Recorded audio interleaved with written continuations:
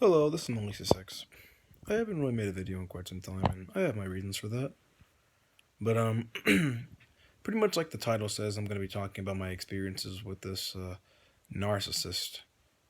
Be Good 4000 actually inspired me to make this video, and I'm actually going to be putting his YouTube channel in the description box. So one thing I want to say is the names I use are fake names because I don't want to expose their identity. Even the narcissist, I don't want to expose his identity because, I mean, I would look, I would look bad. I can use my name though because pretty much my name is honestly publicly known. But pretty much I'm gonna be telling my story. So I'm gonna be calling this person Charlie, and pretty much like when I met Charlie, it was pretty much like around the end of high school. And Charlie at first seemed like a very nice guy, charismatic, a little off.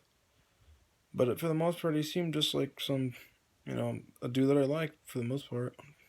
And when I got to further know him, I actually found out that he was friends with a lot of people I knew. And one thing to note is that around this time, I was very much into the New Age philosophy. I have since abandoned that. I don't really buy into that stuff anymore. And that's a video for another time why I don't really like New Age thinking. But at this time, I was deep into it, as was Charlie. And that's one of the things that made us kind of click.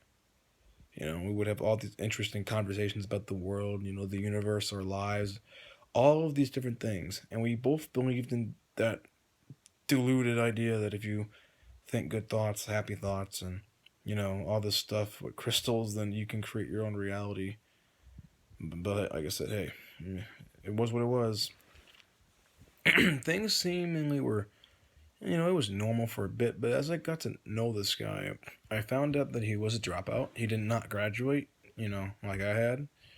And he was a very insecure person. He was a very depressed person, despite always seemingly trying to be all happy and, all this different jazz.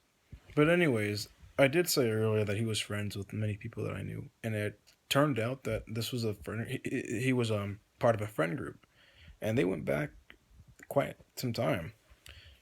I was honestly the last person to officially join this group, as I was familiar with most of the people there. We all went to the same high school, so yeah.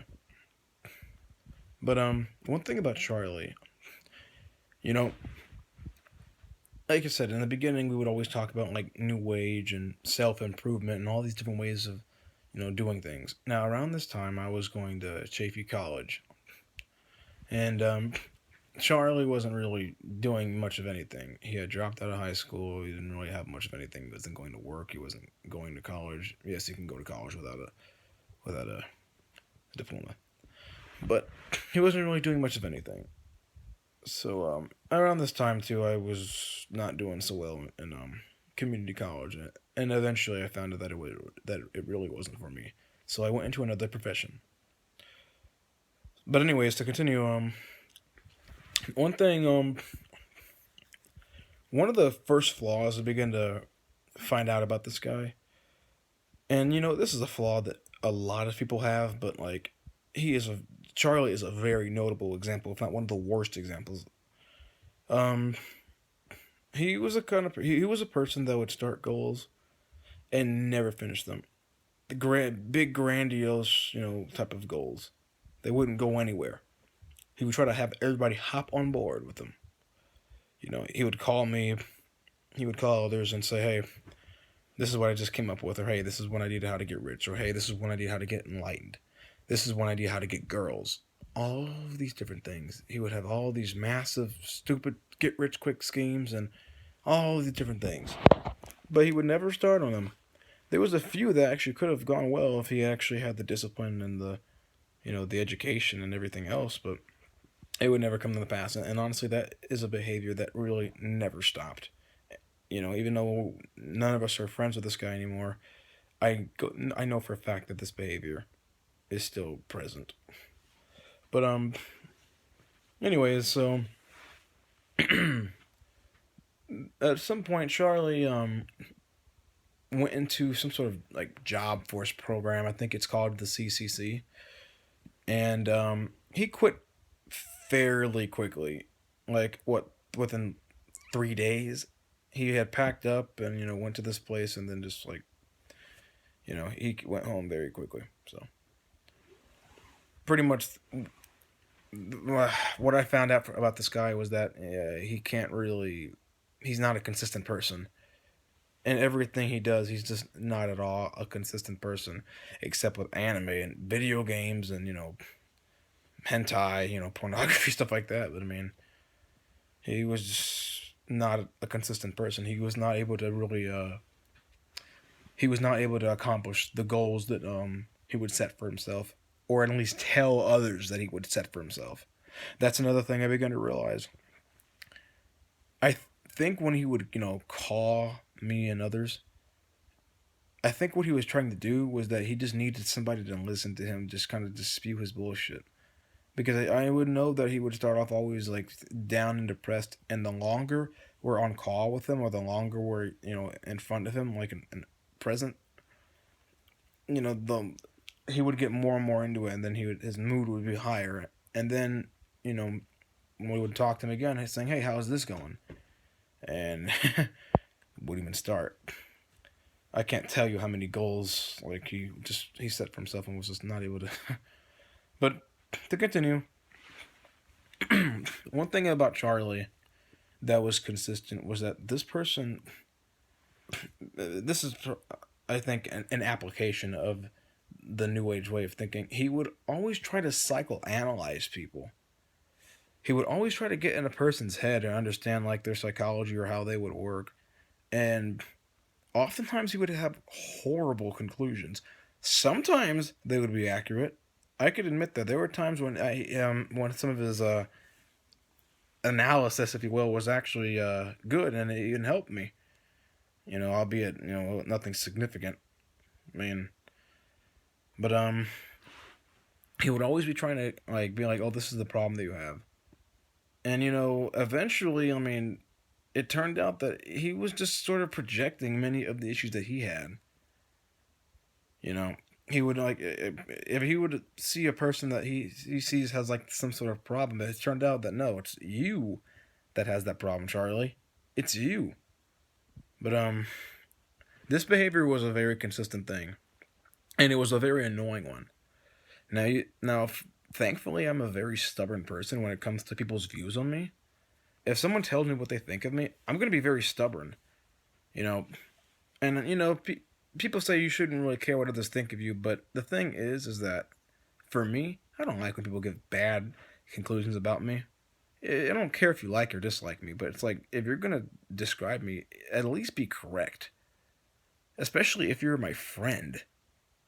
So, anyways, he would psychoanalyze people and he would try to give some sort of like crappy advice or good advice. Sometimes it varied on how they should basically do things. And he would say, "Well, listen, I'm not saying I know have all the answers. I'm just trying to help."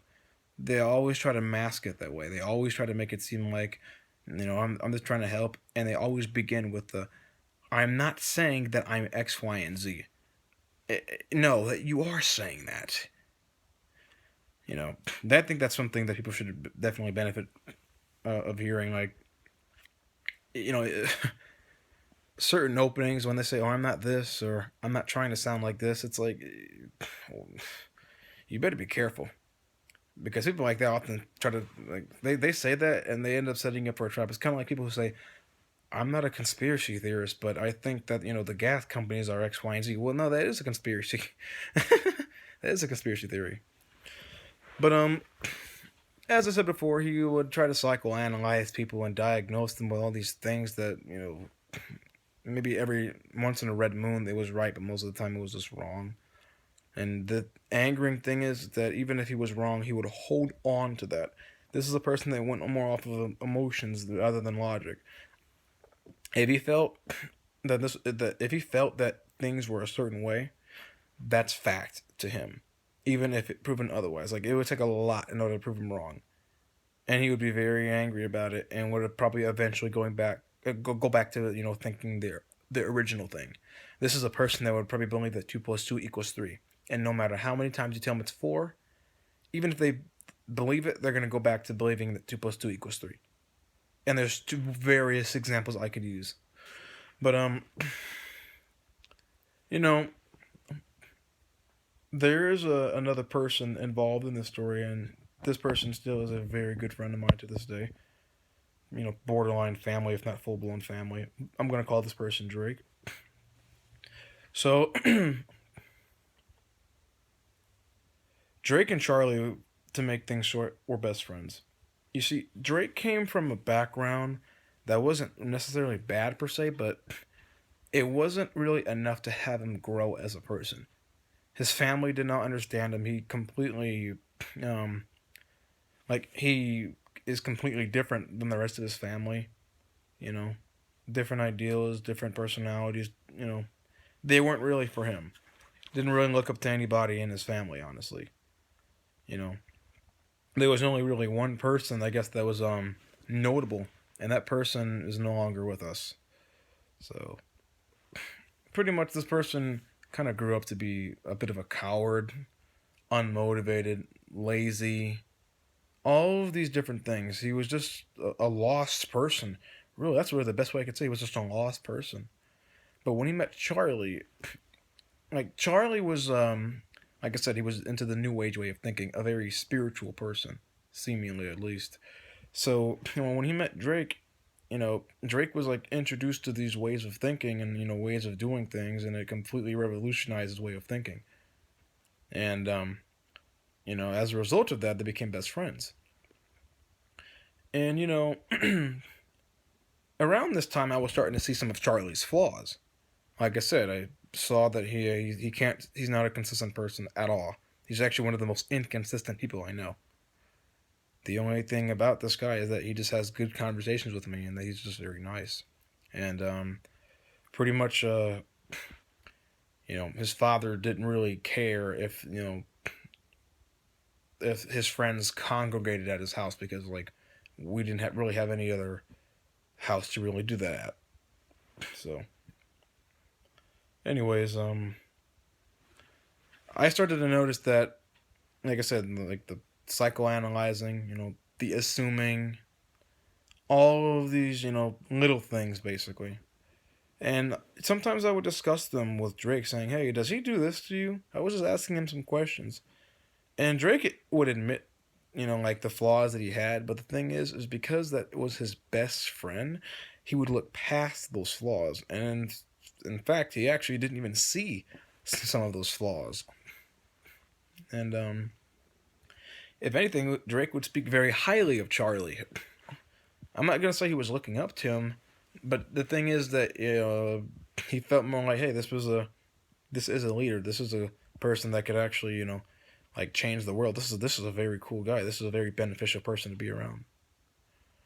And the thing is, around this time, some of my other friends that were not related to this group of friends, when they got to know Charlie, they didn't like him. They thought that he was stupid, but this was primarily because of he believed in the new age way of thinking, and many of my friends outside, this group of people, they didn't buy into that at all, So, they would look down upon him, and I thought they were kind of judgmental for that, but it's funny because those friends told me, "Malik, stay away from Charlie. This guy's an idiot. This guy has no idea what he's talking about. He's dragging people down, and you don't even know it." I ignored them. I took in some of what they had to say into consideration, but I thought, well, you don't know him. I do. You met him, you hung out with him, a few times? And I was always there. So, whatever. Disregarded them for the most part. So, eventually, I began to find out more and more about this guy's flaws. But the thing is, they were all small. And I am aware that for Gen Z and the millennials, for many people, it's hard for us to kind of find out what we truly want to do in life. And, the world is intimidating. especially if you live in California like I do, where it's like every place to live is expensive. I mean, I'll be honest, I still live with my folks. I had like this big plan, to move, but things are just too expensive. But my point is this, like kind of lost what I was saying, but um, like I said, life is hard. It's complicated, and Charlie would always try to find like these coping mechanisms, these ways of trying to, make things seem like everything's gonna be all good and gravy. And this is something that Drake was attracted to, because Drake's for the most part like he had a lot of he didn't really have anything really going for himself. So but anyways, as I begin to like it was just a normal friendship, and like I said, I am not a person who's gonna judge people based on their job or lack thereof. I care more about if you're a good person or not, and if we have common interests. I don't care what you really do for work as long as it's not illegal. It's just just be a good person, just be a good friend. That's all I really care about, and I'm still like that. Well, to a lesser degree, but I mean, for the most part, I'm still like this. I did not really judge Charlie, um, due to being unemployed or anything like that. I don't. But I would notice something. He would talk big game, but he couldn't walk the walk. Basically, he would have all these big ideas and all these things. He would come up with all this stuff, and it would just never come to pass. I may have said that already, but I can't repeat that enough. Like, this was a consistent element in the story. But the sad thing is that Drake, like, he would get inspired by Charlie, but Drake had a similar problem. He couldn't stay consistent either just because of chronic laziness. He would start off fast and then burn the fuck out. And that would just be it. But, to continue, me and Drake around this time were actually getting closer. And things were good. Me and this group of friends, we were doing all very well, basically. I mean, it was just for the most part normal. But this was another flaw I began to realize. Charlie, at one point, like, desperate to basically do something, at least that's what it seemed like, he asked me and Drake if it was a good idea to go into the military. And if you want to go into the military, go ahead. But his reason for wanting to go into the military was stupid. He said, Malik, I want to go into the military to find out what it's like to kill somebody. And here's the thing.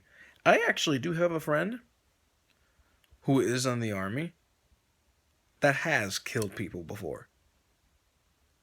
So I used him as a reference, and I said, listen to me. I have a friend that has killed people before. Like I do. This is real. In the army, he actually has some PTSD as a result of it. And I used him as a reference, and I said, listen, like it's not what you think it is. And Charlie responded with, I can't take you seriously. And that threw me off. Because I'm thinking, I'm using a friend of mine that has killed people before. I'm using him as an example, a very good example. And you're telling me that you don't take me seriously. And this is where another element in this story is very relevant. Self-awareness. As a result of having all this new age way of thinking, he would put a lot of emphasis and importance on self-awareness. Now, as a person who has Asperger's, at least for me, I can successfully say that I have very good self-awareness. Outward awareness, maybe not all that much. I've gotten myself in some weird situations in the past. Not so much anymore since I'm grown. But I can successfully say that for a long time in my life, I was not all that aware outwardly. Self-aware? Very. I'm very aware of my emotions. I'm very aware of what I'm thinking. I was always very honest with myself. You know, I did a lot of metacognition, thinking about what you're thinking, trying to understand how your thought process is, understanding you. I did a lot of like in-depth analysis. And one thing that Charlie would do is that for whatever reason, well, I know the reason. I'm going to get into it.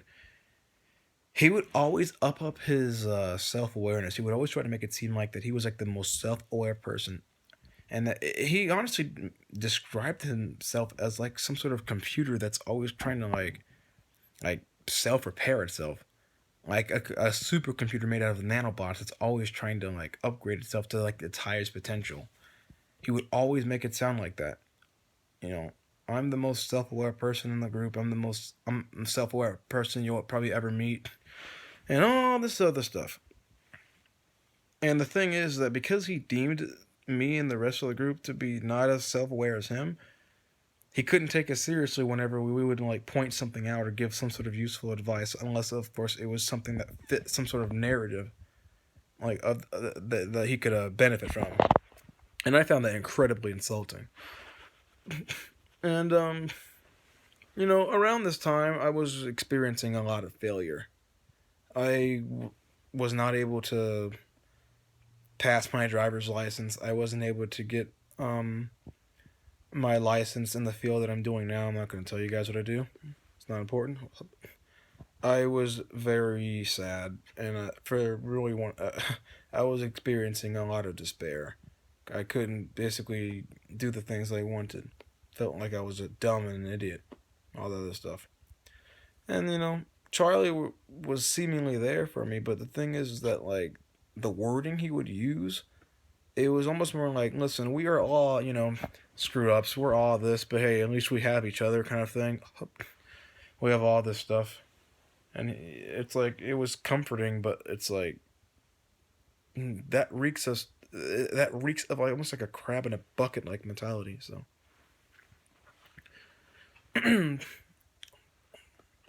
I wasn't really going anywhere at this point in my life. I was going absolutely nowhere, you know. But this guy was comforting, and Drake related, you know. Drake related because even though Drake and Charlie were best friends, Drake wasn't really doing anything with his life at all, you know. But when you're with a person that makes it seem like everything's gonna be all okay, and everything's fun, it's it's very easy to keep somebody like this. And one thing that Charlie would do, um, he would often make these weird comparisons between like me, Drake, and others in the group. I don't know, like it was so useless. I know why he did it now. It was to really fuel his ego. And one thing I can say about Charlie is that in the beginning, he didn't really seem to have an ego. But basically, I guess when he began to realize that people in the group at this point in time weren't really all that productive or doing much, that's like when his ego started to grow. Because Charlie, like, when I first met him, like, he was cool and everything, but he was a very insecure, depressed person. And I think when he realized that everybody in the group wasn't really at a certain level that's expected of them to be, that's when he, in a way, began to feed off of everybody's failures or, you know, um, lack of success, you know. And he would try to, like, mask it in these stupid ways. They were obvious looking back at it, but it's just like, wow. So, to continue, forgive me for a pause because there's so much to this. So, um,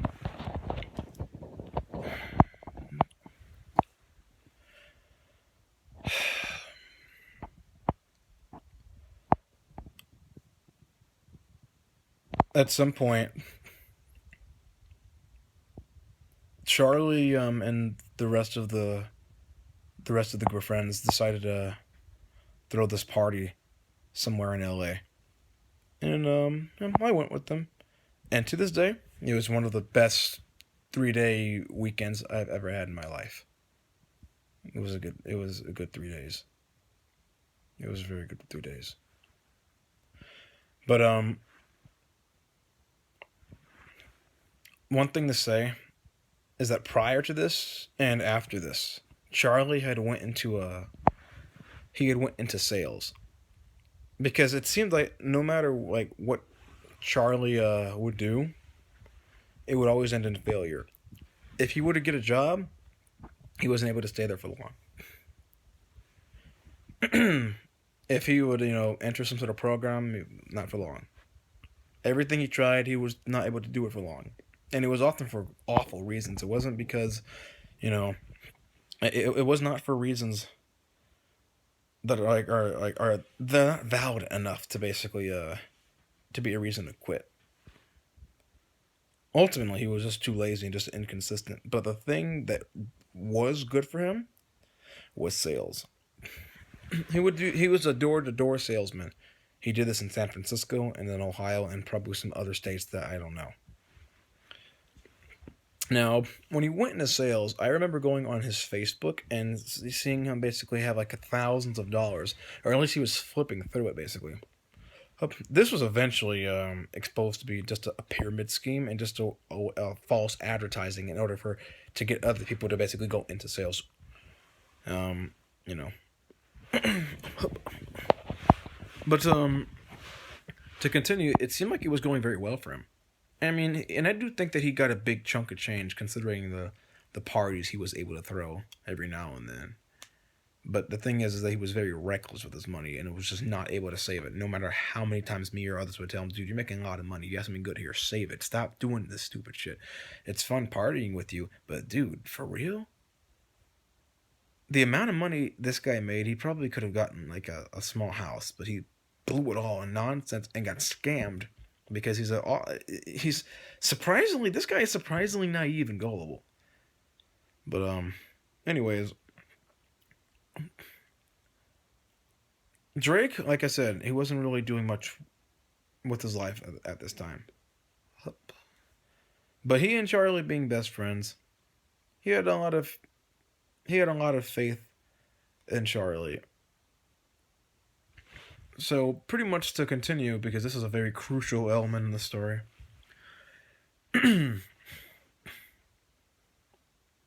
Charlie managed to convince Drake to go to sales with him. And Drake having a lot of faith in Charlie, he went with him. So they went to San Francisco, and to make a very long story short, I'm going to explain it anyways, but I'm going to jump a little bit to the ending. It was a complete failure. So, Drake went with Charlie to San Francisco so they can basically do sales with promises of how they're going to get girls and how they're going to make a lot of money and how they're going to see the world. But when they went over there, Drake quickly realized that it wasn't for him to do sales. And not only that, Drake having more common sense than Charlie, he looked around at these salesmen and the place that they were staying at and realized that all of those people were fake. All of those people were like not good people, and he did not by any means feel comfortable staying at a place full of people like this. And he was surprised that Charlie, like was actually going to stay with these people and like do all these things. Many of them just got drunk and high and just did stupid shit. Many of them didn't even make much of a sale, except a handful of them. Charlie being one of them. So eventually he realizes this isn't really for me. And he actually ended up finding like another job to work at that location. But because like okay, so for certain sales jobs, there's like a maybe like a place or apartment or a house or whatever that the team kind of stays at, like the sales team stays at. And because Drake was not going to do sales, the person who owned that place said, "Hey, Drake can't stay. Sorry, Charlie, he can't stay. Only this is only for people who are going to do sales. If he's not going to do sales, he's going to go home." So having really no way, having really like nowhere to really go, he had to return back home. But the thing is that when this happened, Charlie heavily insulted Drake, calling him a pussy and how he's a failure and all these other things. And if there's one thing I know is that in the most intense situations, the smallest things become big things. If someone is about to die, or if someone's heavily injured, or something like this, don't insult or name call or say something that is going to stick to them. Because even though you might think it's a small thing, it's not. This person, for a very long time, was unmotivated and like just depressed and otherwise just a lost person.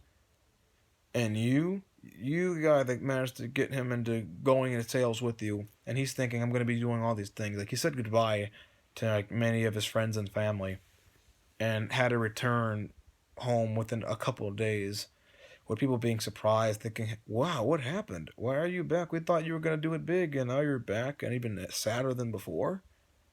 You know, Drake has his own story of his own. I'm not even going to make a video about that. I'm just going to tell what's the most relevant. But people were disappointed in him. Hell, I was disappointed in him until I actually found out the real story. There was a lot more to this, but I pretty much just like give you like this simple thing. He ultimately found out this isn't for me. Charlie insulted him, and that stuck with him. And the thing is that he thought, well, if you're my best friend, there should have been a different way to end that. Because in all honesty, there wasn't not much of anything that Charlie could have really done. He couldn't talk to, the boss because the boss was an asshole. There wasn't much of anything he could have done.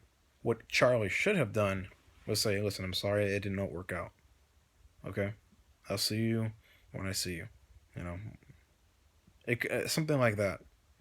But he ended it horribly, and also the fact that he was hanging around very shady people, which changed Drake's view on Charlie for a long time. So, you know, when this happened, um, Drake told his story to many people, and many people sided with Drake's story. Now, we're gonna go back to that, but Charlie ultimately was screwed over by his boss. That was a bigger snake than that he was a bigger snake than Charlie ever could have been. So eventually, Charlie, returns back home, and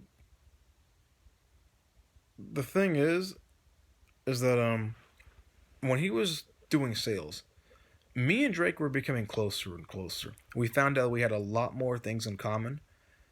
We had we also honestly, I don't know, there was just a lot of stuff that just kind of just clicked.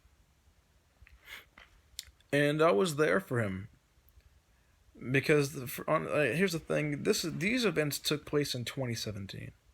These particular things, 2017 was not a good year for me or Drake. So this was the year that Drake was just very depressed. I think he had it worse than I did. Well, in some aspects, anyways. So pretty much he returned home, pretty much having nothing to offer, nothing. He had nothing. Pretty much blew all his money on that. You know, so yeah. I don't know what to do. I feel broken. I don't. There's no hope. There's nothing for me to do. And really, like me and a couple other people were really the only ones that were able to actually talk to him and that were actually there for him. And the thing is that like when Charlie returned from that disaster that was a sales,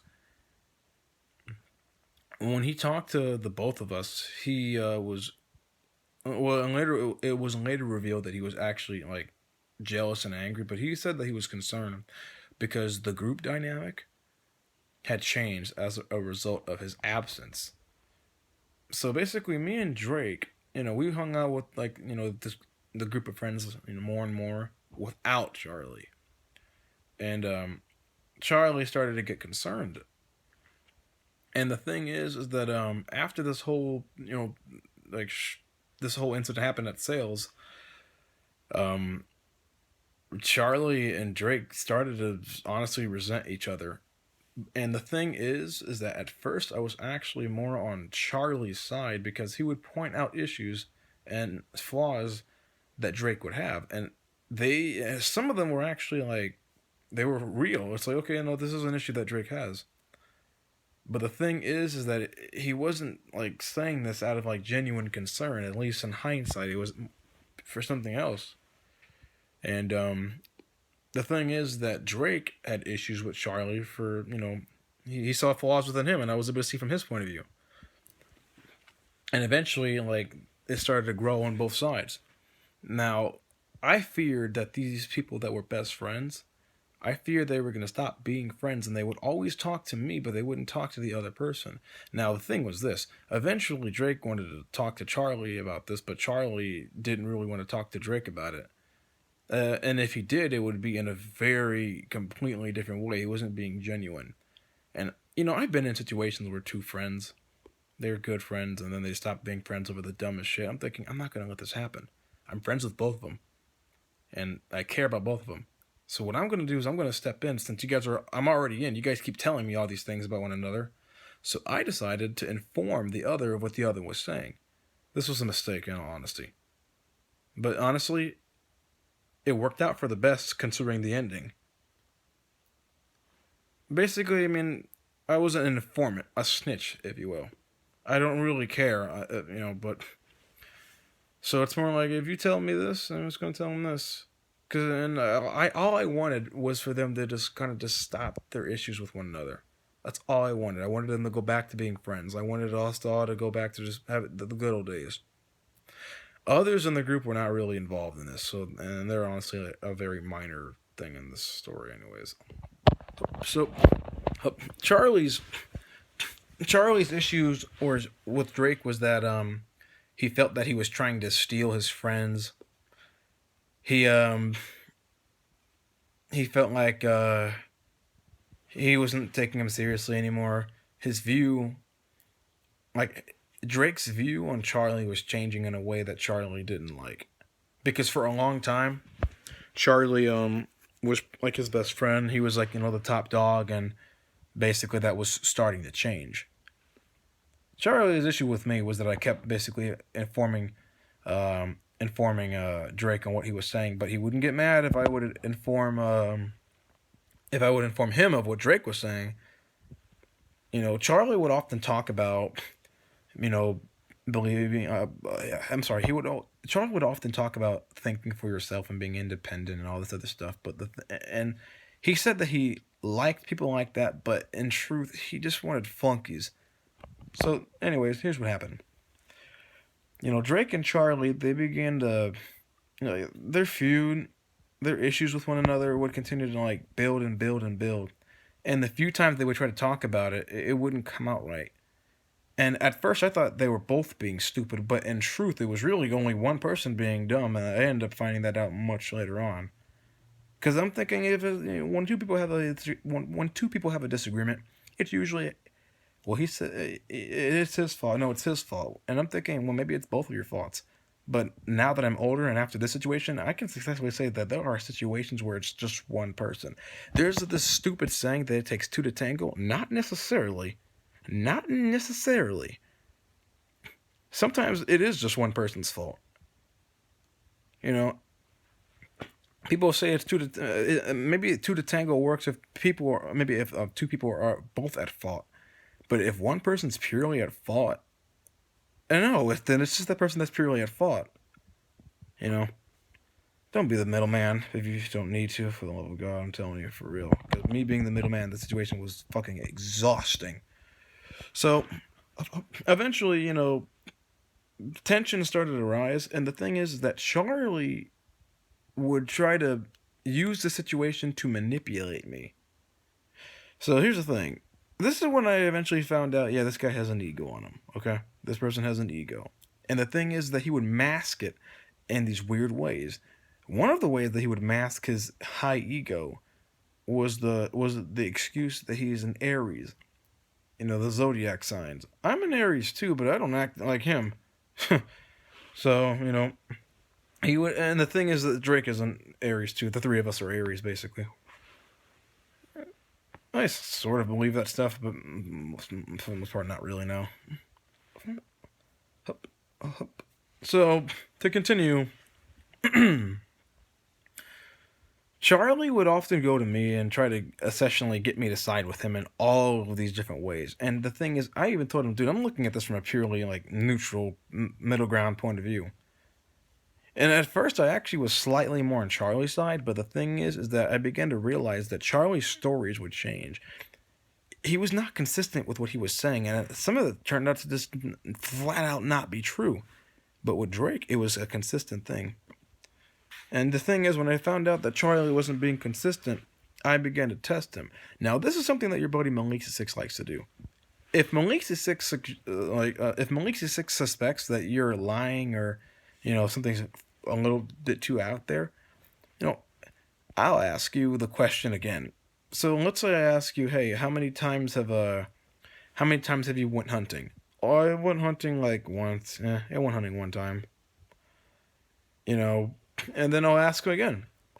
How many times did you go hunting? Oh yeah, I've went hunting many times. I shot a bear, I shot this. I'm thinking, I have a good memory. You said that you only went hunting once and you didn't even get anything. So I would often catch him in lies. Or if not lies, extreme exaggerations. But the thing with Drake is that I wasn't able to do that. I would test him many times and he would always be consistent. And that's when I was like, yeah, I can trust this guy. But with Charlie, he was just too inconsistent for me to really, like, fully take his word on anything. Because I'm thinking, I think this guy's a liar. I really think this guy's a liar. So, he would swear up and down that, nope, this is all Drake's fault. X, Y, and Z. Until one day I said, okay, how about this? Both of you guys, and myself included, we're all going to go on a mountain and talk it out. And we went on, a big part of a hill, and we seemingly talked it out. Charlie was being incredibly irrational. Just saying all these things that were very small things. Like, one of the things that Charlie considered a threat was this. Drake one day was hanging out with the group of friends, and they were all at Legends, and Charlie wasn't there. There would be group chat conversations on Skype or on Discord or some other app that he wasn't in, and he would feel left out and he would feel insulted. And that was actually one of his main concerns. He was saying, you're not inviting me to these group conversations, or you never invite me to do X, Y, and Z. You don't talk to me, that kind of thing. But you do that with everybody else. I think you're trying to steal my friends. And, that sounded incredibly ridiculous. And this is coming from a man that is, in his early 20s. Are you a girl that's like in 5th grade? So, when he was actually expressing like his problems, I guess, like with Drake, they were minor. They were mute. They were little. Even worse was that he had another person with him. So really, it was actually 4 people. It was Drake, it was Charlie, it was me, and another guy. I'm gonna call him the schizo because he actually does have like a variety of many mental disorders. Nothing against people who are schizophrenic, but I'm going to call him the schizo because, whatever. But the thing is that this person, it turned out that Charlie was telling fabricated stories to this person. And I remember when me and Drake were driving to that mountain in order to go to where Charlie lives so we can go, to this area, this schizo was basically saying, yeah, Drake be on some bullshit. I know him very well. And it's like, no, you don't know him very well. It's just that Charlie has been feeding you nothing but lies in order for you to believe him. And the thing is, and then the schizo starts trying to act all humble, like, I'm not on anybody's side here. I'm just trying to understand what's going on. It's like, shut the fuck up. You're a flunky. You're a yes man. That's what you are. But hey, it is what it is. So basically, when Drake actually told his issues to Charlie, they were valid. I couldn't help but actually be more on Drake's side afterwards. I began to realize that this guy is, Charlie, you're a fucking, what is wrong with you? Why are you getting so petty and angry over this shit? And it seemed like, okay, they both agreed to, okay, we're going to work on ourselves. We're going to change. Drake apologized for trying to, Drake apologized for trying to change Charlie, and Charlie apologized, or not a half-assed apology about trying to, you know, do what he was doing. He really what Drake wanted more than anything was to apologize for really just abandoning him and insulting him when they went up the sales. That's all he really wanted. But Charlie just wouldn't. He just wouldn't budge. Couldn't apologize. And even when he would, it would often be half-assed, or it wouldn't be genuine at all. So basically, it seemed like things were gonna slowly get better afterwards, but if anything, they just got worse. Drake was actually willing to start over and for things to go back to being good. He just wanted to go back to being good friends because honestly, after the situation happened, they weren't really talking or hanging out all that much, except when the group was there. But one on one, that would never happen anymore. You know. And the thing is that here's the thing. Charlie, Charlie knew that I wasn't just going to just side with like one or the other, unless, of course, like, you know, like what I'm trying to say is this: Charlie was mainly upset that I wasn't going to side with him. That I was looking at it from a neutral point of view. I think for myself. I observed it. I observed situations and I go on from there. The thing is that he was very upset with me, but would never admit this. But I know him, so like I know he was upset that I just wouldn't agree with everything he would say. Not just with the Drake situation, but really with anything. Because here's the thing: there was a few people in the group that would just agree with everything he says, and he liked it. And the thing is that this is the funny part: if you agreed and did everything he said, he would consider you to be very high up there in self-awareness and potential. But if you didn't, if you were against everything he said, or you just didn't agree with anything, he would consider you to be very low. So it's either his way or no way. And I guess he was starting to look at me as like the no way. So, I mean, there was that. And the thing is that unknown to my knowledge until later, there were people outside this group of friends that he was talking to, and he was talking about us and the group, me and the group, Drake included, in a very negative way. He started saying that I was Drake's yes man and that I was an idiot and all the different stuff. And even going as far as to say that he could beat me in a fight. Now, Drake is a very skinny person who eats poorly.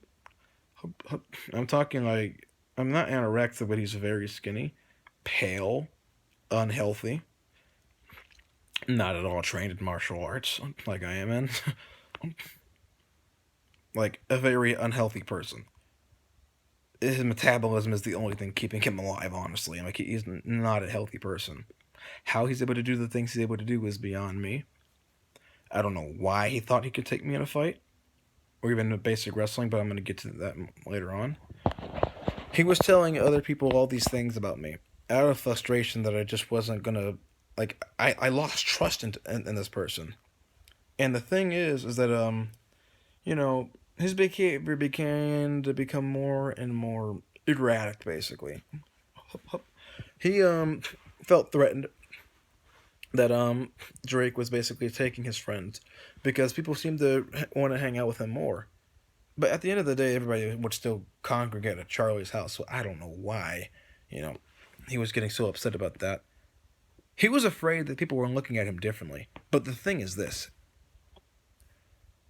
the group, and not just Drake, already for the most part had an idea on who Charlie was. You know, like, they always looked at him as kind of stupid, but you know, he was cool to hang out with, and yeah. But anyways, so,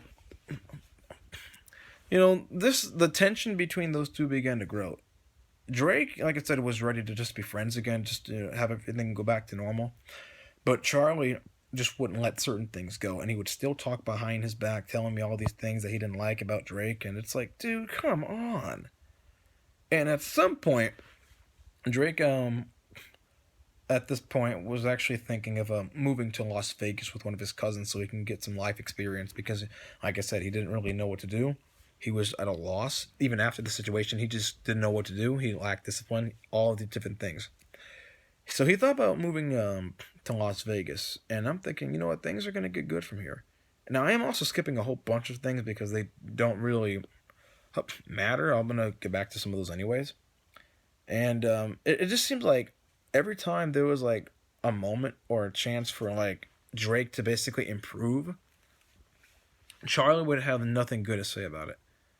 He would say something good in front of him, but to me, he would always talk shit about it all the time. Hey, Drake's gonna be doing this. Yeah, well, it's gonna end like this. Hey, Drake's doing this now. Yeah, well, who cares? Like, he would never be able to say anything good about this guy. Anything. And the thing is this. There were times where, there were times, and I was there, where he would tell people in the group negative shit about Drake. Some shit that wasn't even really true, which is disgusting. And, for like briefly, the group began to look at Drake a certain kind of way. But, thankfully that didn't really last all that long. But, actually, to be honest with you, Charlie actually at one point nearly started a fight between Drake and another person just based on the bullshit that he was telling. This is why I truly believe to this day that Charlie saw Drake as a threat. He was thinking, no, this person's going to take my spot as being the leader of this friend group. And he was doing whatever he can to slander him and basically make him seem stupid and awful. And it would always be something small. Then he would always start off small, saying, listen, I'm not saying that he's bad or stupid, but I'm simply saying that this is the stuff I'm seeing and I don't like it. And then it would evolve into, hey, I think that we do a lot better without this guy in the group. And, that's just how I feel about it. Or, hey, I think we should all take a break from Drake and just, like, leave him be. And the thing is that, eventually, like I said, I'm still the informant. Because it's like, listen, this is stupid. You guys are best friends, right? And, if anything, honestly, I probably indirectly caused more problems. But if anything, all I did was expose, like, if anything, all I did was really expose Charlie's true nature. But like I said, for the most part, I'm thinking, hey, this is more of their problem. Even when I stopped really saying anything, problems would still happen. Now, the thing that really got me heated was this. There was something that Charlie told me specifically not to tell Drake about. But the thing is that it was very snaky. So basically, around this time, Drake was thinking about going to Las Vegas to get experience. Charlie shat all over that, basically. And later on, they both told me, listen, we want no more secrets. We want no more secrets. Let's stop going to Malik. Because, we can talk to him, but we can't talk to each other. So they both agreed to that. And the behavior continued. Not on Drake's part, but on Charlie. And I got sick of it. I said, okay, you know what? So I told Drake what was actually happening. And then one day, Charlie called me, and he's angry. And he's basically saying, you're not the middleman. You just believe everything he says. You believe him. And I'm thinking, that is not the appropriate response. That's not the appropriate response to me. You yourself said that you wanted no more secrets and you wanted everything to be good. But the thing is that you're just upset that I'm not siding with you. That's all it is. And the thing is, at that time, I was genuinely surprised that he was actually that upset just because I told him something, even though they both agreed to have no more secrets. And I didn't tell him anything that he didn't know already. That's the funny part, because at some point, Drake began to know, yeah, he's probably talking shit about me. It's whatever. There would be times he would say, hey Malik, what did Charlie say now? And it was known for that. This behavior was not only just with Drake, this was with everybody else too. And then he's like, yeah, I lost trust in you, Malik. I'm not going to tell you certain things anymore. I'm thinking, listen, hey, that's fine. To be honest with you, I've lost trust within you too. I don't really see you the same anymore. What is wrong with you? But eventually, we squashed that particular beef. And he made it seem more, but the thing was this, even though we got past it, he made it seem like it was more of my fault than anything else. And I was telling him, listen to me, Drake thinks I actually saved your relationship. Drake said that without me, things would have gotten worse. And Charlie said, yeah, that's how he sees it, but I think it would have gone better just because, you were telling him things that weren't meant to be told. I'm thinking, okay, that is probably a legit, point. I probably didn't need to say everything, but I just felt more like, well, both of you guys agreed to have no more secrets. And I mean, I didn't want to see this go to waste. I mean, so I admit that wasn't a mistake, but I will say this, it worked out in the end. So me snitching worked out in the end, and I'll get to that later on. So eventually things seem all good and everything, although, you know, Charlie and Drake seem that they still continue to have their little shits. But anyways, and honestly, that was a consistent thing that really just never stopped. Now this is where I am mainly I guess a victim. So what happened is that, you know, like I said, because this is a very unusual group of people, like non-normies, you know, we're social outcasts. Our humor is different, and we would do all these things. But like I said, toxic people like Charlie start off small, and then they let loose the killing. So he would, you know, guys sometimes like bag on each other because it's funny, you know. They just kind of say things to kind of, you know, it's an insult, but it's not meant to really hurt you. It's just like they're just messing around. And he would start off like that, but then he began to grow them into actual, genuine insults. And then always go back to, I'm just joking, I'm not serious. Now, for a long time, one of my biggest insecurities was the fact that I could not pass my my driver's license test. I couldn't do it. And basically, there's some other stuff.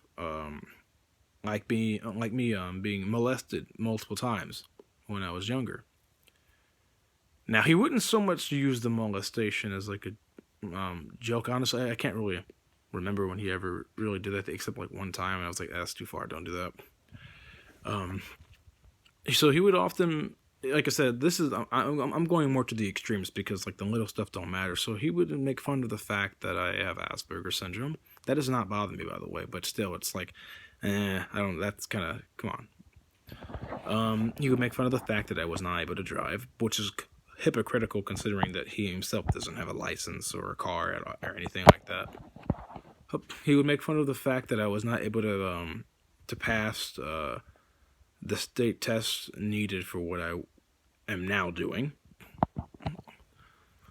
He would try to look for things that would make me genuinely upset or sad. And the thing is that sometimes, like, when he would be in, like, these little roast sessions, he would try to find things that would make people, like, genuinely upset. Like, he was, like, saying, hey, Molly, come up with something that will make Drake genuinely upset. I'm thinking, that's not funny. I mean, he seemed to derive pleasure in basically extremely, really awful insults that it's like it's not even a troll anymore. This isn't basic trolling. This isn't like all in fun. This is legit bullying. And he wouldn't just do this to me. He would do this to Drake. He would do this to like other people in the group. But I was a big target, and I found out that it really came from, honestly, envy. And he admitted it in ways that aren't exactly like the most direct, but it was pretty obvious. So like I said before, Charlie is a very weak human being physically and mentally and spiritually, honestly. So the thing was this, because he would use himself as being like, because he would use the excuse as being an Aries. Aries and the zodiac sign are very competitive. They're very egotistical. They're very hot-headed and all this other stuff. He would often use that as an excuse for many of the things he would say and do. You know, but anyways, his issues with me, primarily that I wouldn't be his fucking yes man, and I wasn't really bothered by his insults, because here's the thing, Malik Six is a very thick-skinned person. There's only really a few things that will actually get to me. So the thing what he would do is this: he would try to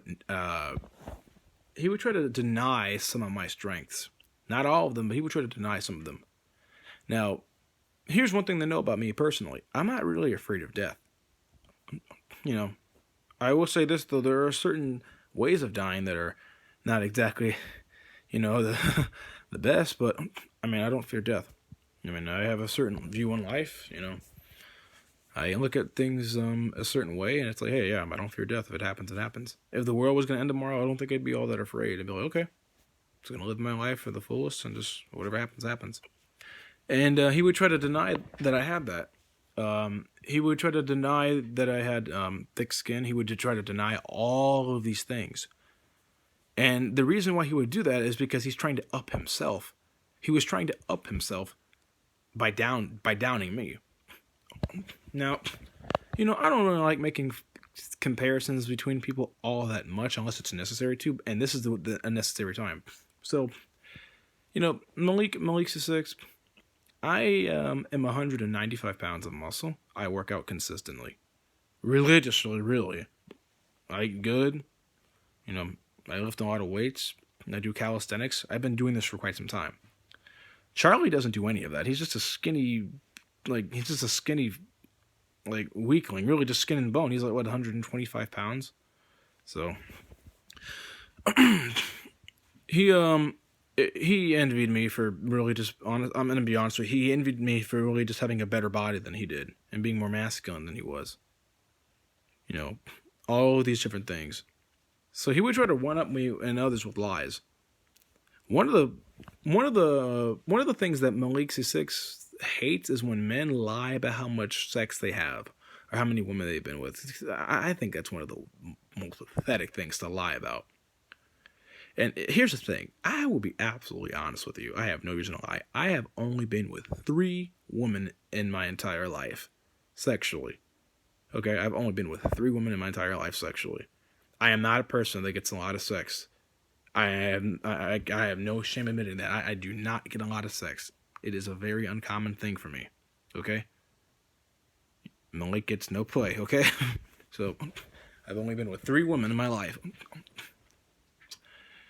Charlie lied, saying that he's been with many women and had threesomes and, you know, had sex with his boss. Or, I'm sorry, no, could have had sex with his boss. All these different things. He made up all these stupid lies as an attempt to one-up me. And here's the thing. When he would talk, shit about me, you know, usually one thing I noticed is that the group was usually there. So if it was like group calls or group hangouts, he would call me all these names going in on me. And I'm like, whatever, I hadn't paid any mind. But one-on-one, no, he wouldn't do that. Not one-on-one. He was doing it in groups as a way to make it seem like I'm better than Malik. That's what he was doing. He was trying to make me look like an idiot. And often, and there were sometimes, it would actually work. Albeit not for a very long time. Because it's like, listen, like, for me, I am a clown when it comes to my social circle. I like being funny. I act the fool. Sometimes, like, here's the thing, I may have Asperger's, and sometimes I will act, quote-unquote, autistic to make people laugh. Charlie would take advantage of this and try to make it seem like I'm legitimately stupid. It's easy to make a clown look like an idiot. He wouldn't do this one-on-one. He would only do it when everybody else in the group was around, but not one-on-one. You know, he was trying to maintain dominance, or basically seem like, no, I'm better than Malik. And the thing is, it's funny because it's like, you know, even though the group was for the most part easily influenced, not even they believed it. So, and I think the reason why he was also doing this was because he had a lot of pent-up frustration from me in the past for not just mindlessly siding with them. So basically, he went from being a caring, cool person to really being a resentful, jealous-hearted, hateful person, and would hide it in the form of trolls, even though he would say things and do things that are way too far.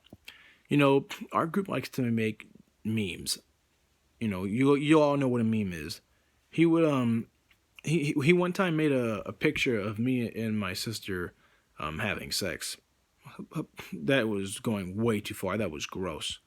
And you know what? I'm a very patient person up to a fault, and I'm not going to make that mistake again. I told him firmly, don't do that. That's sick. That's sick. That's not funny. Nobody's laughing at that. Like, he actually surprised the group by making such a thing. There was nothing funny about that. And, you know, he backed off a bit, basically. But then he did it 2 more times. And he apologized each time, but it's more like, dude, I think this isn't going to stop. He's going to wait a little, maybe a couple of other months and do it again. I'm thinking, dude, stop doing it. What is wrong with you? That's crossing a boundary. And the thing is that he revealed that he didn't really want anybody in the group to have boundaries. He felt that by doing these kind of extreme personal attacks, that it would make us even more thick-skinned. And I'm thinking, no, this is a bullshit excuse for you to continue to hurt people and get away with it. You simply want to be able to do, you want to do stupid shit and have people like just take it because you know it hurts them. That's all it is. This person was exposed to just being like a horrible individual. And the thing is, when I would tell other friends like the stuff that he would like say and do, this was mainly after we stopped being friends, but like they're like, why didn't you leave this guy sooner? And honestly, they have a point. I wish I had left this guy sooner. So, like I said, I was not the only person he would do this to, albeit me and Drake were heavily targeted. So, like I said, he would insult and do all this stupid shit, and like it was obvious. I'm thinking, the insults that you're doing, you have a problem with me. What is your problem? So, the thing is that he truly felt that he was better than me and better than Drake. And I know this because he would tell outside, people outside the group at least, his true feelings. So one day, Charlie had deluded himself into thinking that he could actually beat me in a wrestling match. So we were like at his old house. He used to actually live very close to where I live. So basically, there was a big party that day, and he had upped himself into thinking, yeah, I could take Malik basically, despite being 125 pounds, and I at the time was 185. I'm 195 pounds now, but like I was 185 back then. And I'm thinking, hey, are you sure about this? I mean, like I like wrestling, I like fighting, I love it. I mean, if you're down, are you sure though? I mean, and he's thinking, yeah, I can, yeah, I'll be fine. And he's trying to act humble, like, yeah, it's, if you win, you win. If I win, I win, kind of thing. But the thing is that, like, when we wrestled, people. Here's the thing: he and other people keep saying how size and strength doesn't matter. I'm sorry, but you guys have no idea what you're talking about. Strength and size does matter. I'm sorry, but if you're 185 against somebody who's 125 and have similar skill, the guy who's bigger and heavier is going to win. But here's the thing. Not only did he get completely outclassed in strength and weight, but I was far more skilled than him. I mean, like, it wasn't even close. It was recorded, and it was humiliating. And he acted like, oh yeah, it was all cool and everything, but it turned out that his pride and ego had actually been shattered, and he felt that, and he told me personally that he felt like the group was going to look at him as weak and pathetic for losing that bad against me. And I told him, well, here's the thing: they knew you were going to lose. Everybody knew you were going to lose. For one, I mean, and two, if anything, they would probably look at you as being like brave for actually wanting to wrestle with somebody who's basically twice your strength and 60 pounds heavier than you. I told him, I have a certain degree of respect because, you're willing to actually do that. But the thing is that he actually thought he could take me. He had deluded himself into thinking that he could take me. And I know that if he were to somehow miraculously win, he would hold that over me. And the reason why is because he held over the fact that he was not afraid to wrestle with me.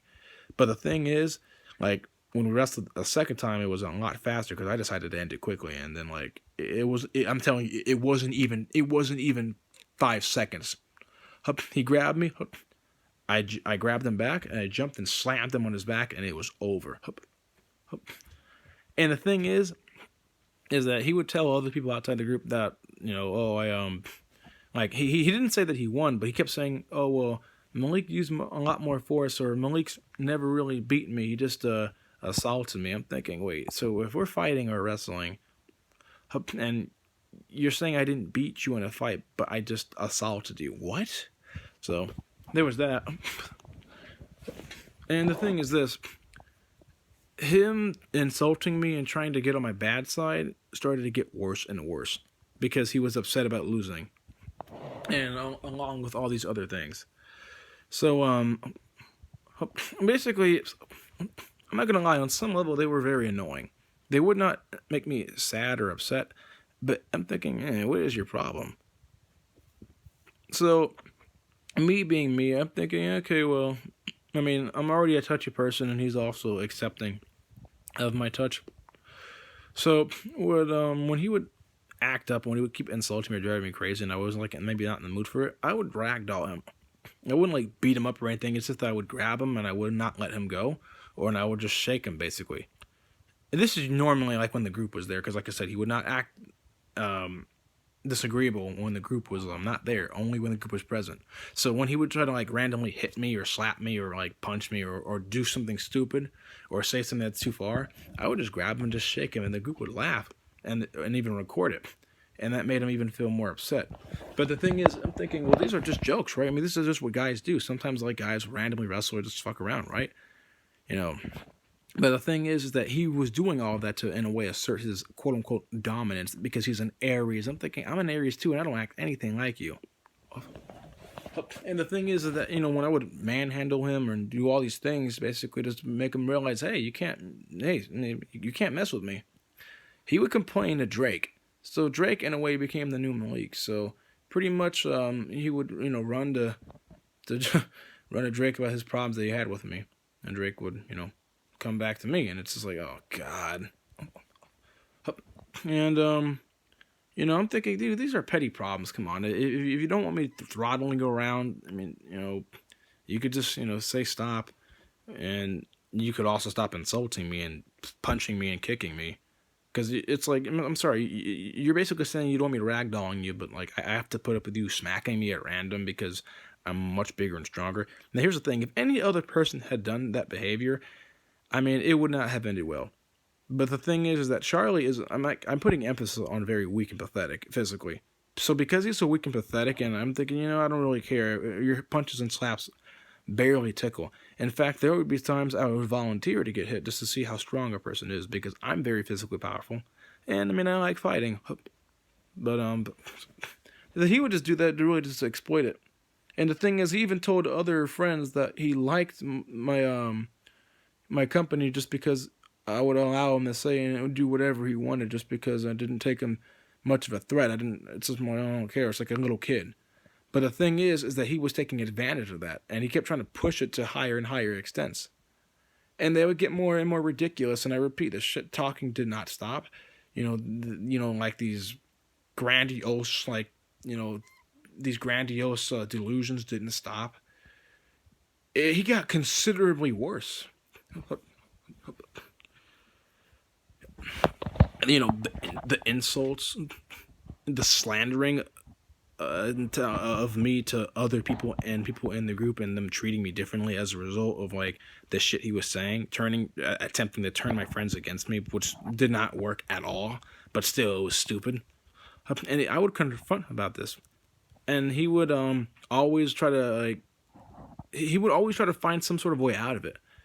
And the thing is that at some point, other people in the group started to talk to him about saying, hey, you need to stop this behavior. And he would always try to get out of it by saying, listen, I'm not perfect, or I have my issues. And he would always go back to his awful upbringing. Because the thing about Charlie is that his mom was a toxic person, and his dad completely failed as a parent. And his sisters, well, some of them are okay, but some of them aren't the best. So he would always go back to saying how, like, hey, I'm sorry, it's just my upbringing. And I mean, it's not easy. I stagnate a lot. I'm depressed. I don't know what I'm doing. And he would admit to some of his faults. He claimed to be, all self-aware and all this other stuff, but like, he couldn't admit a good amount of what was actually truly wrong with him. And, the thing about Charlie is that he needed to have some sort of advantage over you. This is one of the reasons why he would try to psychoanalyze people. Originally, I thought it was coming from a good place, but it turned out that he was actually trying to find a way to lower you to a level comparable to himself and then buff himself. So you could be a millionaire, but if you have like depression, he'll try to find whatever he can with your depression to make it seem like that he's doing better than you are, even though this person isn't working or going to school or anything. No sort of training, nothing. You know, so this behavior continued, and even after I finally managed to get to the occupation that I'm doing now, the behavior was still the same. I'm the most self-aware person. I am very aware of my body and mind and all this other stuff. But it's like, you say all this stuff. You talk about getting strong. You talk about all these things, but like, you're still in the exact same position as you were like, like 5 years ago. So, I mean, if anything, he just got worse. Doing all these dumb comparisons of people who are just in better positions in life than he is, trying to lower their worth, as a person, like trying to like slander their behavior. And the thing is that there was a person that I had stopped being friends with, but now I am friends with again. He reached out to this guy, the person that knows me, by the way, because even though we stopped being friends, he still knew me, and me and him at this point had become friends again. He reached out to me and tried to fill his head up with lies about me and Drake. Didn't work. And you know what? The reason why I'm going to definitely still be this guy's friend to this day, not Charlie, I'm talking about the guy that he was telling lies to, was that he said, Malik, watch out for this guy. Watch out for this guy. And it's like I'm glad that, because that shows loyalty. So, anyways, this behavior continued to stay the same. He would take advantage of my patient nature. He would take advantage of my clown nature. He would, just continue doing all these things. And I put up with a lot more stuff than I really should have. I put up with so much. And I mean, because it wasn't bothering me. And it wasn't bothering me, but other people in the group were saying, Malik, how can you take all that? That is so stupid. It's like, it doesn't make any sense how much endurance I actually had. So, there was a lot more that happened, but for the most part, it's a consistent thing. Shit talking, lies, trying to one-up everybody in the group with shit that didn't happen. Delusions, and otherwise just saying ridiculous things that didn't make much of any sense. And then one day, and I'm going to have to get up for this, when we were wrestling, what happened was this. So I had said something that he didn't like, but it was not directed towards him, and he hit me on the head. He slapped me on the head. And I looked at Charlie and I said, hey, guess what time it is? You know what time it is. Ragdoll time. So I jumped on top of him, albeit in a playful way, and I began playfully strangling him, which I've done before. And he got his vape pen because he was a chronic a vapor. And he started burning me with it. Now, I was very excited and having such a good time wrestling with him that I wasn't even aware that I was being burned. And at some point, he fell off of his bed. And the thing is I remember him saying jokingly that he was going to burn me many times. But I didn't think that he was actually serious. And the thing is that his excuse for why he burned me was that he felt like he was going to die. He said that me playfully strangling him, he felt like he was actually like suffocating. I have wrestled with many of my friends in this similar manner, and like, it's like I've done this with him before. Now, funny enough, I felt slightly bad because I'm thinking, I must have actually made him feel like he was going to die. But the thing is, it's more like, you caused permanent damage to my body. I'll show you what the burns look like, actually. Here's a burn right here. And here's a burn right here. This is from Vape Pen. And here's a burn right here, if you can see it.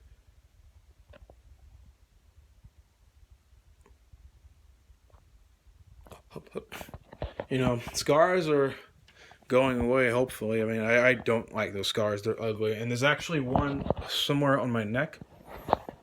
It's very hard to see because it's covered with hair. But the thing is that he tried to convince me that it was my fault, that why he did what he did, even though I did not at all deserve that. Even if I was seriously choking you, you could have tapped out. But he got his vape pen and burned me because, whatever. I guess I think it was just because he had so much resentment for me that he just found some opportunity to do it, and he did what he did.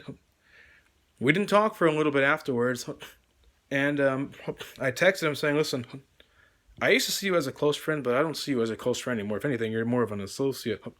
And honestly, you need to be more honest with me. You have to stop doing what you're doing. He didn't text back until several days later, and pretty much made it seem like it was still my fault. But he said that he would not like hit me or do all that silly stuff anymore. But I mean, it didn't change all that much. I mean, he stopped being all that physically aggressive because he, like I said, he seemed to be all afraid and everything. But I think that was just an act. I think that he just wanted to do it, and that made everybody in the group upset that he burned me. They're thinking, "Wow," and then everybody started to think, "What is going on with Charlie?" So, like I said, me and Drake weren't the only people that had all these issues with him. There was another person I'm going to name Zach. So, Zach is actually he's probably like, out of everybody in the group, he's doing probably like the best. He still lives with his father, but like this guy makes $800 a week. And he drives his own vehicle and does his own thing. So he's doing pretty good for himself. And, he comes down, to where we're at. I'm not going to tell the city. And kicks it with us, basically. Now, basically, Charlie having some weird paranoia, which is pretty obvious based on everything I've said so far. He gets paranoid about people not believing him and all this other shit. He had this, he was paranoid about, like, Zach stealing from him because every time Zach would come over, things would go missing. But this is stupid considering the fact that Charlie actually has a sister that is a thief. But for whatever reason, he told the group behind Zach's back that he was a thief, and that he suspected that Zach was stealing from him, despite them knowing each other since high school. So, Drake had a lot of problems with Charlie, and the entire group knew. There were members in the group that had trouble. That had trouble with with Charlie, and I had a lot of issues being the witness of him and Drake, and really just putting up with all the shit that Charlie would say. And he would continue to basically talk behind people's backs and make up lies. And you know what? I thought, I'm getting absolutely sick of this. And Drake felt the same. And we would often try to find ways on how to really cope with this guy, how to adapt to this person. And then at some point, to make things a lot more faster to say, we came to the conclusion that there is just no way we can adapt to somebody like this. That's the thing. Because we would talk to Charlie many times about things we wanted to change.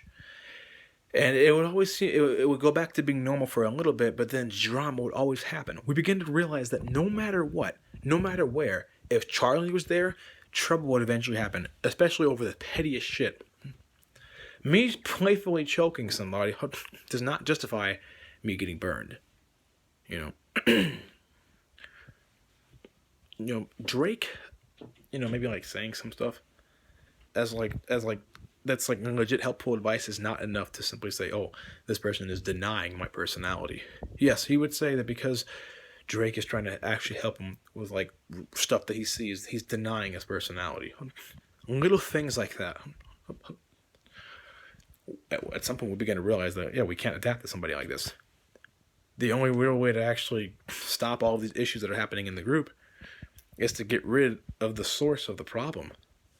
And the thing is that Charlie would often have these excuses why things were happening. And then at one point I told him, listen, there's a common denominator. The reality is this. If you have over 15 people that don't like you and they keep saying the same similar thing, and I'm seeing it and everybody else is seeing it, there's a common denominator. It's you. You can make up all the excuses you want, but it's you. You're the problem. And you talk about being self-aware. You're not self-aware. And if you are self-aware, then that means you must know what you're doing. But hey, what do I know? Because I'm just this autistic, unaware lapdog, big ball of muscle, a complete retard. Oh, and the N-word over and over again. That's all I am, basically. you know, I hated that how much he would insult my intelligence. That's something I would say that got to me. I hated that he would insult my intelligence, because it's like, coming from someone like you. Are you for real? Are you for real? I swear I was loyal to a fault. I am never going to be loyal to a fault ever again. But to continue, like I said, pretty much predictably, more problems happened, and at some point, I spilled the beans. I said, okay, you know what? This is what's going to happen. But before I get into that, I'm going to call this person Ryan. Ryan was one of Charlie's high school friends, but they end up stopped being friends for a little bit because they just kind of grew apart. So when Ryan came back, he was not really part of this friend group. But he reunited with Charlie. And the thing is that Ryan was revealed to him that he had gone through some really deep and personal stuff in his life. And he cried to Charlie. He opened up a very vulnerable side of him. He was crying. Ryan was very sad because Charlie and Ryan were part of a group of friends. This was in high school. And I knew this particular person. I am going to say this person's real name because he's dead. We had a friend by the name of Jordan Williford. Rest in peace, bro. He committed suicide in my senior year. He had something wrong with his stomach, and he kept having to go in and out of the hospital, and I guess he just felt he didn't want to be a burden to his family, and he didn't really have much to live for. So Jordan Williford killed himself.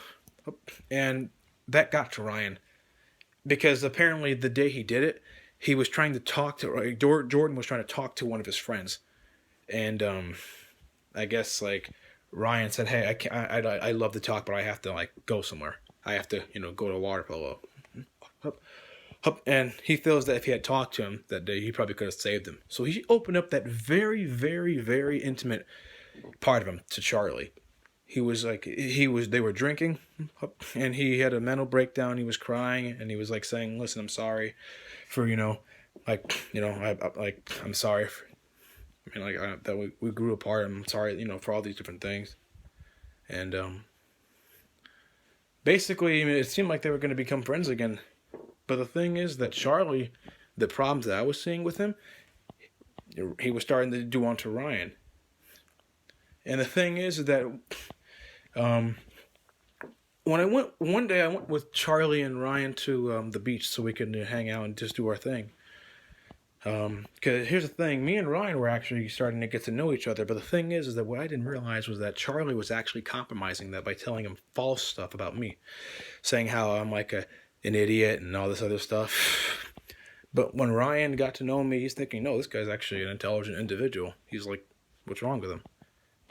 But it was, and the thing is this, Charlie would complain to me that Ryan was mean to him by saying, "Oh, I don't like when he says X, Y, and Z." And I'm thinking, when Ryan's doing that, he seems to just doing maybe like some slight bagging.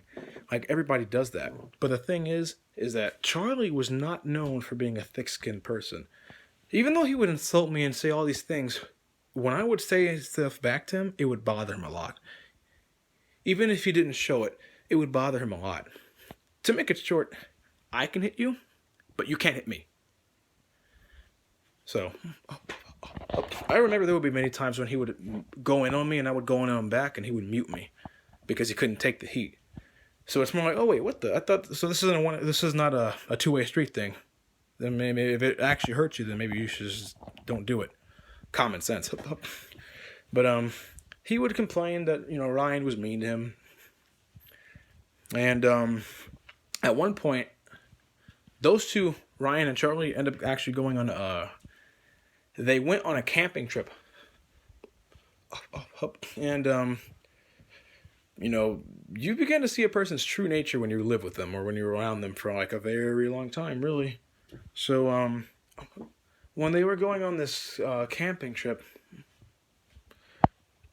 tensions started to rise because of just really the kind of person that Charlie is. And the thing is that Charlie was upset, thinking, "Ryan, I don't like the way you're treating me." But the thing is that he's just treating him like he's treating anybody else.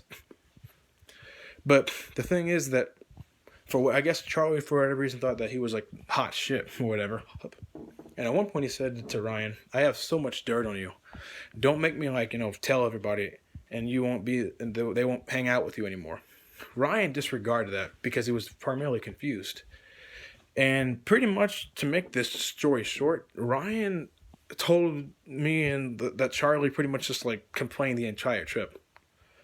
Charlie told me a completely different story, but Ryan told me the actual true story because it fits with Charlie's actual nature.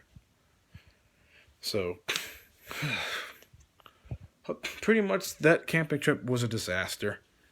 And, Ryan dropped Charlie off home. They didn't really say much just because Charlie had said and done so much stupid shit. Apparently, there was a point where they were actually about to talk to girls. And Charlie started talking about how, Nazis were harboring aliens. Just some dumbass conspiracy shit right there. And he was trying to show off and lie to Ryan and his friends. And ultimately, it did not end well. They didn't speak to each other often after that.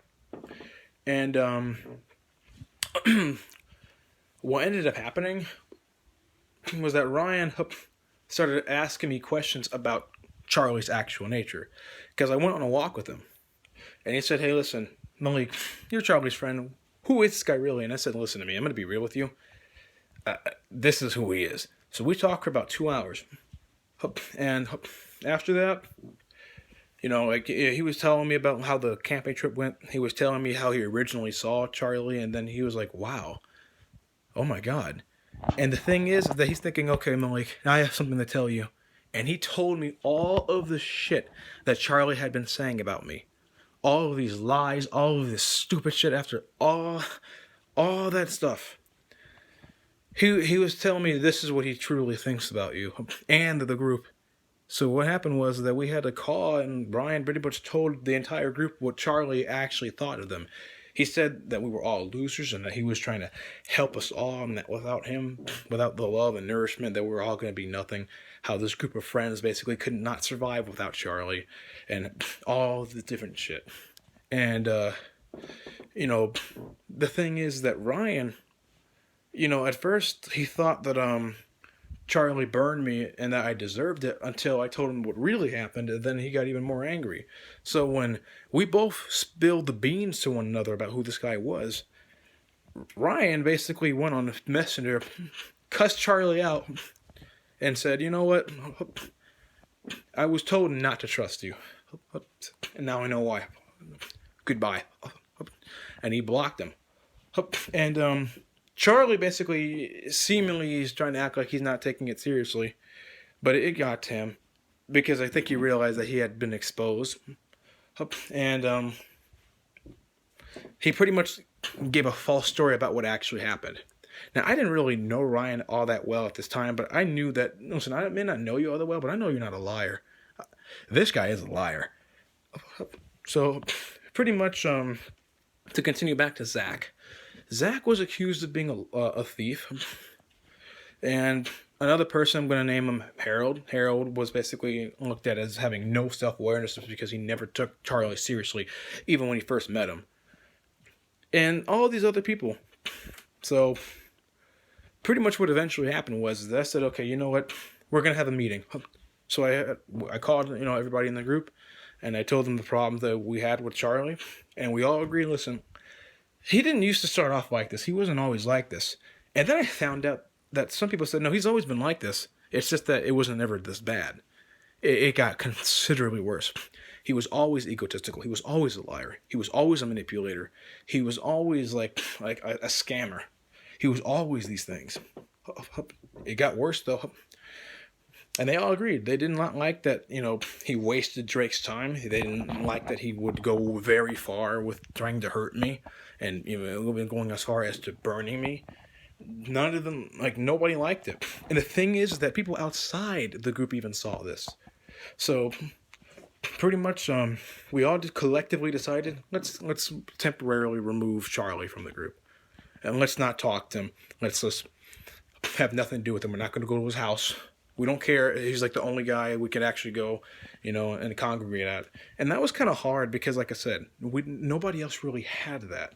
He has had the advantage of having like a big house that his dad didn't really care who came in, and we would all congregate. And this is the reason why that Charlie thought that he was the leader of the group. He thought he was the most alpha. And he wanted to get rid of people who he thought were above him in some sort of way, even if they were his own friends. He didn't like Drake because of his charisma, and people were more interested in hanging out with him and being, spending time with him than Charlie. He didn't like me for being more masculine than he was, even though I didn't care about that. I just work out and eat good. That's it. He was a very envious person. He was not a good person at the end of the day. So we all collectively decided, hey, let's temporarily cut him loose. Because this is what he needs. Because we've talked to him many times, and no change. He keeps promising that things are going to get better, and they're fine for a little bit, but they go back to just being stupid. And pretty much we called him, or I called him. I was the first person to call him and tell him, okay, bro, this is what's going on. And I said, dude, this is who you are. Now, it wasn't as brutal with them, but because I'm still trying to, be thoughtful, be empathetic, because at the end of the day, Charlie does come from an awful background, and in truth, I don't think it's all of his fault why he is the way he is, but it's not an excuse. Okay, you come from a bad background, but if you truly know right from wrong, and you know better, and you want to get help, you can't keep going back to that excuse. So I called him, and I told him what my issues were, and I told him, dude, everybody's mad at you. Everybody's mad at you. You have no idea. And he's like, kind of scared and confused. And at some point, we all had a Discord call, and everybody pretty much said what they had to say. It was almost like an intervention, but we were pretty much all telling him, Charlie, listen, we don't like you anymore. This is the problems that we see. Although it was primarily Zach, myself, and Drake. And Zach was like, how dare you call me a thief? After all the things I've done for you and your family, you call me a thief? And Drake said, this isn't my only,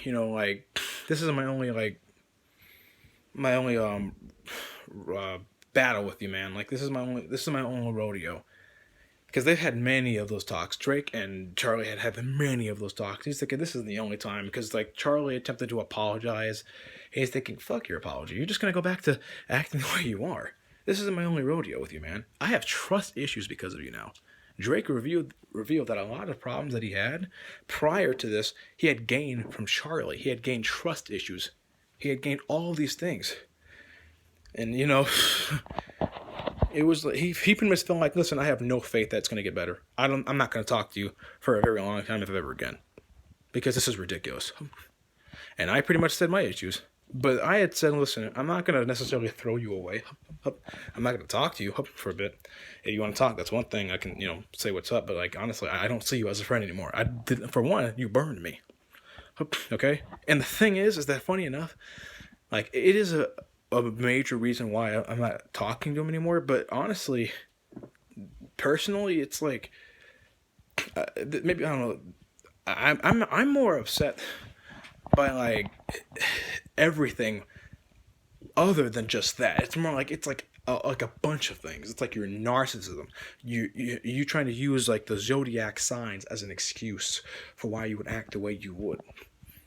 These lies and all of this madness. That's what I was more upset about. Because here's the thing. These scars are going to heal. The wounds aren't there anymore. They're going to heal. My scars are probably going to go away within like a couple of years. It's whatever. Okay? But it's like, you're just a bad-hearted person. And the thing is, you didn't start off like this. Only for me to find out that you've always been like this. And that it just got worse and worse over time. You showed your true colors. But the thing is that I was looking at it more like this, though. Listen, you're not doing well at all. You have a lot of problems, and you're taking it out on us. We're not going to talk to you for a bit. And the thing that really did it were these two things. Drake was telling me that he had said some crazy stuff after this whole thing was over. So this is what happened. Drake seemed humble about the situation. Said, "You know what? You guys are right. I've been a horrible friend. I'm not good. I should, work on myself." And we said, "Yeah, come back in like 2 or 3 years. Okay, you're welcome back within 2 to 3 years." And we thought that would be the end of it. But what Charlie did was that in a rage, he wrote down like an extremely long note saying how it was our fault and that he admitted his some flaws, but kept trying to say, "Yeah, well, how come you guys are kicking out this guy? You guys are kicking out this guy, and you guys were my family." He kept trying to he tried to guilt us. "You guys were my family. I would have never kicked you out. I have issues with all of you, but I would have never kicked you out of the group. I would have never done X, Y, and Z." But that's a lie because he wanted to kick Drake out the group. He wanted to kick him out because he saw him as a threat. He wanted everybody to ostracize me because he saw me as a threat. So that's a complete lie. And he kept trying to say, "It's my upbringing, okay? It's my upbringing." And all this bogus shit. Trying to find ways to make it seem like it was everybody else's fault except his. And pretty much at the end of the note said, "Fuck you guys. You guys are my family and you guys betrayed me. I've earned the right to say that. Anyways, bye. Hope you all the best." So Drake calls him, pretty much saying, "What, you think you could just like do that? I'm not going to let you get away with that. No, this is your fault." So they're arguing back and forth, albeit Charlie is more on the defensive, trying to play victim, but Drake's not taking it. And they talk for a while, and Drake wanted me to actually hear for myself what Charlie was saying, so he called me on another line so I can like hear what he's saying. And once again, he goes back to talking shit about me, saying how, "Oh, this is Malik's fault. If he had just shut his mouth and didn't say anything, nobody would have known this stuff." He kept trying to make it seem like it was all my fault for basically snitching on him, but he deserved it because he had been doing this to outside people. He snitched. He was he was lying about me and the group to Ryan, and to another person I'm gonna call Guillermo. I'm gonna call him that. He was slandering my name. He was slandering my name and everybody else's names. He was committing slander. People were looking at me differently as a result of this guy. And I'm expected just not say anything about this, or to not call him out on this, or to expose him for what he truly was. Hence why I said earlier, snitching on him worked in everybody's favor. He was just upset. It was just like this. I hate Malik because he exposed me for who I truly am.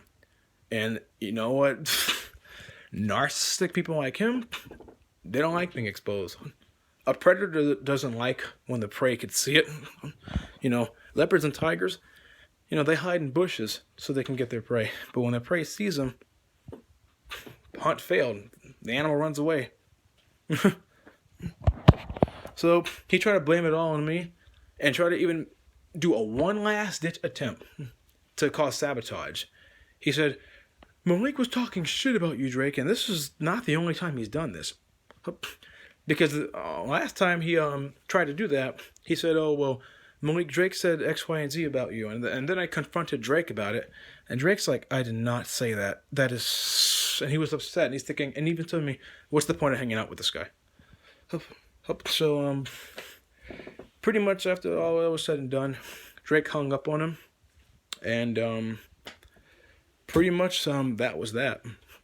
And, after that call, I did a lot of reevaluating because I was still thinking, well, me and Charlotte had many great times with one another. And then I began to realize, wait a minute, no, this guy burned me. This guy lied on me. This guy did this. He lied on Drake. He lied on Zach. He constantly tries to manipulate people. He tries to coerce people and giving him compliments, and he ups other people to make them seem like everything's going to be all good. He seems to not really like associating with people who are basically higher in life than he is. And when he does, he tries to lower them. So I just kind of put the puzzle pieces together and realized this is a waste of time person to be associating with. I should not have to be dealing with a person like this. I should not have to be dealing with somebody like this. This is a waste of time, and it's never going to change, ever. And I talked to other people about this, and I can only come to the conclusion that this person is a narcissist. If he's not a narcissist, then he's a person with narcissistic traits at least. I do believe that Charlie did care about the group in his own way. I think that he cared more about his ego and his image. To be honest with you, this person has the traits of a cult leader. Charismatic, being able to, talk in a way that's like good for you. But then at some point, as time goes on, they just shit all over you just so they can up themselves. And this person to this day is no different than how he was when he started. I have long since blocked and deleted that person. Like, after I did my reevaluation, I went on all of my social media where he was at, and I blocked and I deleted him. And I don't ever want to talk to him or see him again. Now, maybe this is a bit of a flaw on my part, but I mean, a big part of me just wants to really physically assault him. Brutally. I mean, it's like, you wasted my time. I put a lot of love and energy into you as a friend. I was a friend to you. I was there for you when others weren't. So was Drake. Without this group of friends you would have just been lonely. Because a lot of people don't like you. And now I see why. My friends outside the group saying, hey, get away from this guy, they were right. All of these people were saying the same thing. And I was just too stupid to see it because I wanted to see the best in you. I had hope in you. And it actually hurts knowing that I wasted that much time on somebody like that. And like, it did teach me a valuable lesson. Don't get with people who are going to step over certain boundaries. Don't get with anybody that's just going to do nothing but ridicule you. Don't be with people like that. People like that are trash. There was so much to say in this video, and this is like an hour and 46 minutes, but like I don't know if most people are going to really want to hear this entire video, but I don't know, maybe taught some of you guys something. I don't know. But that was pretty much the story of like that's my narcissistic story. Or my story with a narcissist, I should say. It didn't have to be that way either, because there were so many, Charlie had so many good traits. Like, actually, aside from the bad ones, like, he was charismatic, he was, like, funny, spontaneous, and all these things. The love bombing, I guess you would say, that people say. They know what to say, they know what to do, but then you begin to realize that it's an act. I'm never going to be loyal to a fault again. Ever. But hey, that's just pretty much what I wanted to say. Once again, shout out to Be Good 4000. Keep it up, man. Give this video a watch if you see your take on it. But I can't repeat that enough. This guy was, I'm not gonna lie, kind of like what Be Good 4000 said. These people leave wounds. I have physical wounds from when he burned me, and they're gonna heal with time. But honestly, I don't know if I have trust issues per se, but I'm a lot more on guard for that. I will never be friends or acquaintances or anything with those kind of people ever again. And I really hope that more and more people get out of relationships like this, because honestly, demons exist, vampires exist, monsters do exist. Not like in the movies, but among us, basically. But, like I said, if you're in a toxic relationship, even if you suspect that you're in a toxic relationship, get out of there. It's good to be patient. It's good to be open-minded and hear everything out. But if things are just so blatantly, obviously bad, and you feel like this is never going to change, just get out of there. Please. Me and Drake, we got off for the most part lucky, but still, it's like don't waste as much time as much as we did trying to change this guy. Because he would talk about self-awareness and how awesome he was. I'm thinking, well, if you're truly this way, let us inform you and give you some sort of insight on your nature. But hey, it didn't work. When it comes to those type of people, it's their way and their way only. There's nothing you could say or do. So, if you go against them, you're their enemy. If you go with them, then it's, who knows, maybe no difference. But that's pretty much all I wanted to say in this video. I hope somebody learned from it. Goodbye, Charlie. Other than that, Malisa 6 is out.